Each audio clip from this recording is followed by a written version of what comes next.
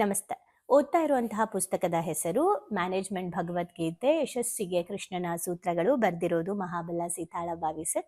ಬನ್ನಿ ನಮ್ಮ ಹೊಸ ಚಾಪ್ಟರ್ನ ನೋಡೋಣ. ಚಾಪ್ಟರ್ನ ಹೆಸರು ಘಟೋತ್ಕಚನ ಸಾವು. ಘಟೋತ್ಕಚನ ಸಾವು ಅಂದ್ರೆ ಘಟೋತ್ಕಚ ಯಾರು ಅಂತ ನಮ್ಗೆಲ್ಲ ಗೊತ್ತಿರೋ ಹಾಗೆ ಕಥೆಯ ಮೂಲಕ ಭೀಮನ ಮಗ. ಇದನ್ನು ಕೂಡ ನಾನು ಒಂದು ಕಥೆ ರೂಪದಲ್ಲಿ ನಿಮ್ಗೆ ಹೇಳ್ಬಿಡ್ತೀನಿ ಪೂರ್ತಿ ಓದೋದಕ್ಕಿಂತ. ಓಕೆ, ಸೊ ಭೀಮನ ಮಗ ಘಟೋತ್ಕಚ. ಹಿಡಂಬಿಗೆ ಹುಟ್ಟಿದ ಅವನು ಎಲ್ಲೋ ಕಾಡಲ್ಲಿ ಓಡಾಡ್ಕೊಂಡು ಆರಾಮಾಗಿದ್ದ. ಅವನನ್ನ ಕೃಷ್ಣ ಕುರುಕ್ಷೇತ್ರಕ್ಕೆ ಕರ್ಕೊಂಡ್ಬಂದು ಯುದ್ಧ ಮಾಡಕ್ ಬಿಟ್ಟು ಕರ್ಣನ ಕೈಯಲ್ಲಿ ಘಟೋತ್ಕಚನನ್ನ ಕೊಲ್ಲೋ ಹಾಗೆ ಮಾಡ್ದ. ಇದೆಲ್ಲ ಯಾಕೆ ಮಾಡ್ದ ಕೃಷ್ಣ? ಮೋಸ ಅಲ್ವಾ? ಭೀಮನ್ ಮಗನ್ನೇ ಅವನು ಕೊಂದ್ಬಿಟ್ನಲ್ವಾ ಅಂತ ನಮಗನ್ಸ್ಬೋದು. ಆದ್ರೆ ಇಲ್ಲಿ ನಾವು ನೋಡೋಣ ಮತ್ತೊಮ್ಮೆ ಉದ್ದೇಶದ ಕಡೆ, ಧರ್ಮ ಸಂಸ್ಥಾಪನೆಯ ಕಡೆ ಕೃಷ್ಣ ಎಷ್ಟು ಫೋಕಸ್ಡ್ ಆಗಿದ್ರು. ಅವರು ತನ್ನ ಪ್ರೀತಿ ಪಾತ್ರರನ್ನೂ ಸಹ ಅಟ್ಯಾಚ್ಮೆಂಟ್ ಇಲ್ಲದೆ ಒಳ್ಳೆ ಕಾರ್ಯಕ್ಕೋಸ್ಕರ ಎಲ್ಲವನ್ನೂ ಅವ್ರು ಹೇಗೆ ಬಿಡಕ್ಕೂ ರೆಡಿ ಇದ್ರು, ಕಳ್ಕೊಳ್ಳಕ್ಕೂ ರೆಡಿ ಇದ್ರು ಅನ್ನೋದನ್ನ ಇಲ್ಲಿ ನಾವು ತಿಳ್ಕೊಬೋದು. ಅದೇನಂದ್ರೆ ಕರ್ಣನ ಹತ್ರ ಒಂದು ಪಾಶುಪತಾಸ್ತ್ರ ಏನಿತ್ತು, ಅದು ಬಹಳ ಪವರ್ಫುಲ್ ಆಗಿರುವಂಥದ್ದು. ಆ ಅಸ್ತ್ರವನ್ನ ಕರ್ಣ ಅರ್ಜುನನ ಮೇಲೆ ದಾಳಿ ಮಾಡಬೇಕು ಅಂತಾನೆ ಪ್ರತ್ಯೇಕವಾಗಿ ಇಟ್ಕೊಂಡಿದ್ರು.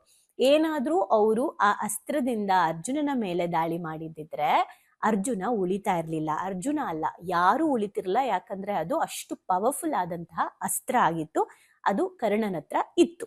ಸೊ ಹಾಗಾಗಿ ಈಗ ಹೇಗಾದ್ರೂ ಮಾಡಿ ಆ ಒಂದು ಅಸ್ತ್ರವನ್ನ ಒಂದ್ಸಲ ಬಳಕೆ ಮಾಡಿದ್ರೆ ಅದ್ರದ್ದು ಶಕ್ತಿ ಹೊರಟೋಯ್ತು, ಅದು ಇರಲ್ಲ, ಆ ಅಸ್ತ್ರ ಹೊರಟೋಯ್ತು. ಹಾಗಿದ್ರೆ ಈಗ ಆ ಅಸ್ತ್ರನ ಹೇಗೆ ತಗೊಳ್ಳೋದು ಅಂತ ಕೃಷ್ಣ ಯೋಚನೆ ಮಾಡಿದಾಗ ಅವ್ರಿಗೆ ಗೊತ್ತಾಗತ್ತೆ ಘಟೋತ್ಕಚ ತುಂಬಾ ಪವರ್ಫುಲ್ ವ್ಯಕ್ತಿ, ಅವನ್ನ ಸೋಲ್ಸಕ್ ಆಗಲ್ಲ. ಸೊ ಅವನನ್ನ ಕರ್ಣನ ಜೊತೆ ಫೈಟಿಗೆ ಬಿಡೋಣ ಅಂತ ಹೇಳಿ ಘಟೋತ್ಕಚನ ಕರೆದು ಕರ್ಣನ ಜೊತೆ ಯುದ್ಧಕ್ಕೆ ಬಿಡ್ತಾರೆ. ಬಿಟ್ಟಾಗ ಏನ್ ಮಾಡಿದ್ರು ಕೂಡ ಘಟೋತ್ಕಚನನ್ನ ಸೋಲ್ಸೋಕೆ ಕರ್ಣಂಗೆ ಆಗಲ್ಲ. ಮಾಡಿ ಮಾಡಿ ಮಾಡಿ ಟ್ರೈ ಮಾಡಿ ಕೊನೆಗೆ ಅವ್ನಿಗೆ ಏನೂ ದಾರಿ ತೋಚದೆ ಏನ್ ಮಾಡ್ತಾನೆ, ಈ ಒಂದು ಅಸ್ತ್ರವನ್ನ ತಗೊಂಡು ಘಟೋತ್ಕಚನಿಗೆ ಹೊಡೆದ್ಬಿಡ್ತಾನೆ. ಅವಾಗ ಆ ಒಂದು ಅಸ್ತ್ರನೂ ಹೋಯ್ತು ಅಂಡ್ ಆ ಅಸ್ತ್ರ ಪವರ್ಫುಲ್ ಆಗಿದ್ರಿಂದ ಘಟೋತ್ಕಚ ಕೂಡ ಸಾಯ್ತಾರೆ. ಸೊ ಕೃಷ್ಣ ಅಲ್ಲಿ ಯಾಕೆ ಭೀಮನ್ ಮಗನ್ನೇ ಯಾಕೆ ಹಂಗ್ ಮಾಡಿದ್ರು ಅಂದ್ರೆ ಕೃಷ್ಣನ ಉದ್ದೇಶ ಅರ್ಜುನನನ್ನ ಉಳಿಸ್ಕೋಬೇಕಾಗಿರುತ್ತೆ. ಯಾಕಂದ್ರೆ ಅರ್ಜುನನಿಂದನೇ ಆ ಕೆಲಸ ಆಗ್ಬೇಕಾಗಿರುತ್ತೆ. ಆಮೇಲೆ ಕರ್ಣನ ಹತ್ರ ಇರುವಂತಹ ಆ ಅಸ್ತ್ರವನ್ನ ಅವ್ರು ಅದನ್ನ ಹಾಳು ಮಾಡ್ಲೇಬೇಕಾಗಿರುತ್ತೆ. ಕಾರಣ ಏನು? ಪಾಂಡವರು ಗೆಲ್ಬೇಕು, ಧರ್ಮ ಸಂಸ್ಥಾಪನೆ ಆಗ್ಬೇಕು, ಅನ್ಯಾಯ ಮಾಡೋರು ಸಾಯ್ಬೇಕು. ಹಾಗಿದ್ರೆ ನ್ಯಾಯವಾಗಿರೋರು ಕೂಡ ಕೃಷ್ಣ ಸಾಯಿಸ್ದ ಅಲ್ವಾ ಅಂತ ನಮಗನ್ಸಿದ್ರೆ ಕೆಲವೊಂದನ್ನ ಪಡ್ಕೊಳ್ಳೋಕೆ ಕೆಲವೊಂದನ್ನ ಕಳ್ಕೋಬೇಕು ಅನ್ನೋ ನಿಯಮವನ್ನ ನಾವಿಲ್ಲಿ ಕಲಿಬೇಕು ಅಂತ ಇಲ್ಲಿ ಹೇಳ್ತಾ ಇದ್ದಾರೆ. ಅಂದ್ರೆ ನಾವು ಎಲ್ಲಾ ಬೇಕು, ನನಗೆ ಈಗ ಫಾರ್ ಎಕ್ಸಾಂಪಲ್ ನನ್ನ ಮಗಳು ಅಳಿಯ ಚೆನ್ನಾಗಿರ್ಬೇಕು, ಆಯ್ತಾ, ಆದ್ರೆ ನನ್ನ ಮಗಳು ನಾನ್ ಹೇಳ್ದಂಗೆ ಕೇಳ್ಬೇಕು. ನನ್ನ ಮಗ ಸೊಸೆ ಚೆನ್ನಾಗಿರ್ಬೇಕು, ಆದ್ರೆ ನನ್ನ ಮಗ ನನ್ನ ಕಂಟ್ರೋಲಲ್ಲಿ ಇರ್ಬೇಕು. ಅವ್ರು ಚೆನ್ನಾಗಿ ಎಲ್ಲಾ ಕಡೆ ಓಡಾಡ್ಬೇಕು, ಆದ್ರೆ ನಾನು ಅವ್ರ ಜೊತೆಲಿ ಇರ್ಬೇಕು. ಈ ತರದ ಒಂದು ಮನಸ್ಥಿತಿ ಇರುವಂತಹ ಅತ್ತೆ ಅಥವಾ ಅಮ್ಮ ಆಗಿರ್ಬೋದು. ಮಕ್ಕಳು ಚೆನ್ನಾಗಿರ್ಬೇಕು, ನನ್ನ ಮಗಳು ಚೆನ್ನಾಗಿರ್ಬೇಕು, ಆದ್ರೆ ನಾನ್ ಹೇಳ್ದಂಗೆ ಕೇಳ್ಬೇಕು ಅನ್ನೋ ಅಪ್ಪ ಆಗಿರ್ಬೋದು, ಅಥವಾ ಗಂಡ ಹೆಂಡತಿ ಆಗಿರ್ಬೋದು. ಸೊ ಒಂದನ್ನ ನಾವು ಪಡ್ಕೋಬೇಕು ಅಂದ್ರೆ ಒಂದನ್ನ ಬಿಡ್ಬೇಕು. ಫಾರ್ ಎಕ್ಸಾಂಪಲ್ ಅದು ಯಾವುದೇ ಆಗಿರ್ಲಿ, ನಮ್ಗೆ ಇಷ್ಟನೇ, ಹೌದು, ನನ್ನ ಕಂಟ್ರೋಲಲ್ಲಿ ಇರ್ಬೇಕು, ನಾನು ಪ್ರೀತಿಸೋರು ಅಂತ ನಮಗೆ ಇಷ್ಟ ಇರ್ಬೋದು. ನಾವ್ ಹೇಳ್ದಂಗೆ ಕೇಳ್ಬೇಕು, ನಮ್ ಜೊತೆಲೆ ಇರ್ಬೇಕು ಅಂತ ನಮಗೆ ಇಷ್ಟ ಇರ್ಬೋದು. ಆದ್ರೆ ನಾವು ಉದ್ದೇಶ ಒಳ್ಳೇದನ್ನ ಮಾಡೋದಕ್ಕೋಸ್ಕರ ನನ್ನ ಇಷ್ಟಗಳನ್ನ ನಾನು ಸ್ಟಾಪ್ ಮಾಡ್ಬೇಕಾಗತ್ತೆ. ಅಂದ್ರೆ ಒಂದು ಒಳ್ಳೆಯದನ್ನ ಪಡೆಯೋದಕ್ಕೋಸ್ಕರ ಇನ್ನೊಂದು ಪರವಾಗಿಲ್ಲ ಅನ್ನೋವಂಥದ್ದನ್ನ ನಾವು ತ್ಯಾಗ ಮಾಡ್ಬೇಕಾಗತ್ತೆ ಅನ್ನೋದನ್ನ ಇಲ್ಲಿ ಹೇಳಿದ್ದಾರೆ. ಅಂದ್ರೆ ಭೀಮನ ಮಗ ಎಲ್ಲ ಓಕೆ, ಆದ್ರೆ ಇದೆಲ್ಲ ಯಾಕೆ ಮಾಡಿಸಿದ್ರು ಕೃಷ್ಣ ಅಂತ ಅಂದ್ರೆ ಫೈನಲಿ ಆ ಧರ್ಮ ಸಂಸ್ಥಾಪನೆ ಆಗಬೇಕಾಗಿರೋ ರೀತಿ ಆಗ್ಲೇಬೇಕಾಗಿದೆ. ಹಾಗಾಗಿ ಇದು ನಡಿಲೇಬೇಕಾಗಿದೆ.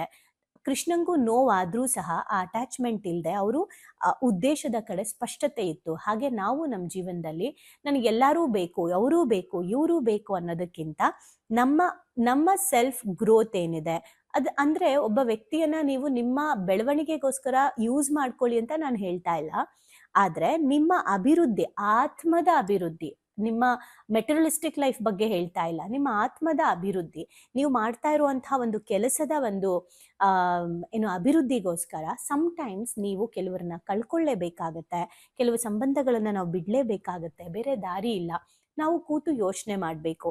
ಈಗ ಲವ್ ಮಾಡ್ತಾ ಇರೋರಾಗಿರ್ಬೋದು ಅಥವಾ ಈಗ ಮದುವೆ ಆಗಿರೋರಾಗಿರ್ಬೋದು, ಎಲ್ಲರೂ ಕೂಡ ಓಕೆ, ಲವ್ ಮಾಡ್ತಾ ಇರುವಂತಹ ಮಕ್ಕಳಿಗೆ ಇದನ್ನ ಕೇಳಿಸಿ ಆಯ್ತಾ. ನೀವು ಒಂದು ಹುಡುಗ ಅಥವಾ ಒಂದು ಹುಡುಗಿನ ಪ್ರೀತಿಸ್ತಿದ್ದೀರಾ ಅಂತ ಅನ್ಕೊಳ್ಳಿ. ಆಯ್ತು, ಮೊದಲನೇದಾಗಿ ನಿಮ್ಮ ಆತ್ಮ ಅಭಿವೃದ್ಧಿಗೆ ಸಪೋರ್ಟ್ ಮಾಡುವಂತಹ ನಿಜವಾಗ್ಲೂ ಕ್ವಾಲಿಟಿ ಇರುವಂತಹ ಸಂಗಾತಿ ಆ ಹುಡುಗ ಆ ಹುಡುಗಿಯಲ್ಲಿ ಇದೆಯಾ ಅಂತ ನೋಡಿ, ಮೊದಲನೇದು.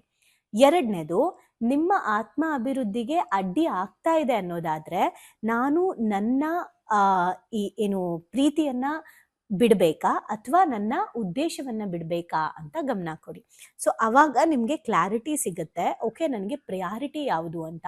ಕೃಷ್ಣಂಗೆ ಧರ್ಮ ಸಂಸ್ಥಾಪನೆ ಪ್ರಯಾರಿಟಿ ಆಗಿತ್ತು, ಅದಕ್ಕೆ ಸ್ವಂತ ಭೀಮನ ಮಗನನ್ನ ಅವರು ಬಲಿ ಕೊಡೋಕ್ಕೂ ಕೂಡ ರೆಡಿ ಆದ್ರು.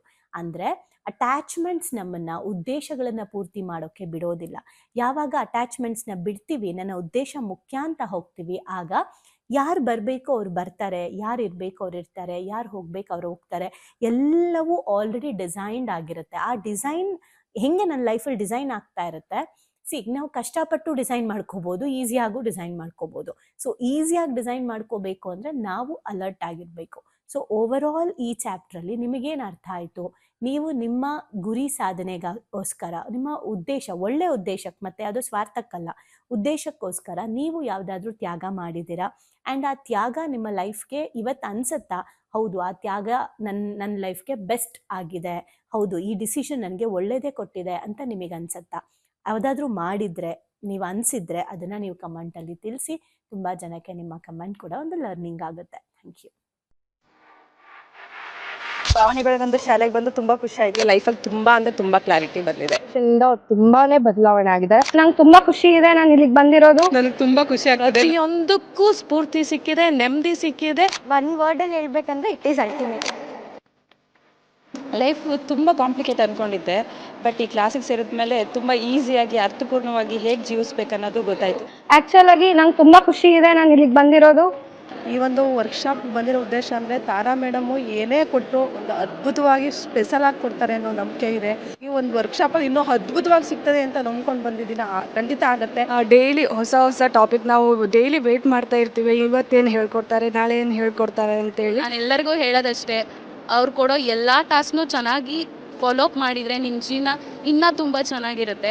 ಎಜುಕೇಶನ್ ಬಂದ್ಮೇಲೆ ನನ್ನ ಲೈಫ್ ಸೇವ್ ಆಯ್ತು ಅಂತಾನೆ ಹೇಳ್ಬೋದು. ಸೊ ಬಹಳನೇ ಖುಷಿ ಇದೆ. ನಮ್ಮನ್ನ ನಾವು ಟ್ರಾನ್ಸ್ಫಾರ್ಮ್ ಮಾಡ್ಕೊಂಡು ಈ ಹ್ಯಾಬಿಟ್ಸ್ ಎಲ್ಲ ನಾವು ಇನ್ಸ್ಟಾಲ್ ಮಾಡ್ಕೊಂಡ್ರೆ ನಮ್ಮ ಲೈಫ್ ಖಂಡಿತವಾಗ್ಲೂ ಸಕ್ಸಸ್ಫುಲ್ ಆಗುತ್ತೆ ಅಂತ ಹೇಳ್ಬಿಟ್ಟು. ಸೊ ನಿಮ್ಮ ಲೈಫ್ ಚೇಂಜಿಂಗ್ ಟ್ರಾನ್ಸ್ಫಾರ್ಮೇಶನ್ ಅಂತ ಅಂದ್ರೆ ಇದಕ್ಕೆ ಎಮೋಜಿಮ್ is the most and main ಕಾರಣ ಅಂತಾನೆ ಹೇಳ್ತೀನಿ. ಎಕ್ಸ್ಪ್ರೆಸ್ ಮಾಡ್ಬೇಕಂದ್ರೆ ಒಂದು ವರ್ಡ್ ಅದು ಭಾಳ ಚಿಕ್ಕದಾಗತ್ತೆ. ಅದು ಏನಂತಂದ್ರೆ ಥ್ಯಾಂಕ್ ಯು ಅನ್ನೋಂಥ ವರ್ಡ್ ಮಾತ್ರ ನಾನು ಎಕ್ಸ್ಪ್ರೆಸ್ ಮಾಡ್ಬೋದು. ಒಂದೊಂದು ಸ್ಟೆಪ್ಪಲ್ಲೂ ನಾವು ಚೇಂಜ್ ಆಗ್ತಿದ್ದೀನಿ, ನಾನು ಚೇಂಜ್ ಆಗ್ತಿದ್ದೀನಿ ಅನ್ನೋದು ತುಂಬ ನನಗೆ ಅಳವಡಿಕೆ ಆಗ್ತಿದೆ. ಮತ್ತು ಎಲ್ಲ ಸ್ಕೂಲು ಕಾಲೇಜ್ಗಳಲ್ಲೂ ಇದೊಂದು ಸಬ್ಜೆಕ್ಟ್ ಅಂತ ಇಡಬೇಕು ಮಕ್ಕಳಿಗೆ. ಎಲ್ರಿಗೂ ಯೂಸ್ ಆಗುವಂಥ ಕ್ಲಾಸ್ ಇದು, ಯೂನಿಕ್ ಆಗಿದೆ. ಇಮೋಜಿಮ್ ಟೀಮ್ಗೆ ಥ್ಯಾಂಕ್ ಯು. ಎಲ್ಲ ನಡೆಸ್ತಾ ಇರುವಂಥ ತಾರಾ ಮೇಡಮ್ಗೆ, ಸಂದೇಶ್ ಸರ್ಗೆ, ಜೊತೆಗೆ ಎಮೋಜಿಮ್ ಟೀಮ್ಗೆ thank you so much. So ಯಾರ್ಯಾರೆಲ್ಲ ಸೇರ್ಕೊಂಡಿಲ್ಲ ದಯವಿಟ್ಟು ಸೇರ್ಕೊಳ್ಳಿ. So it is very ಯೂಟಿಲೈಸಿಂಗ್.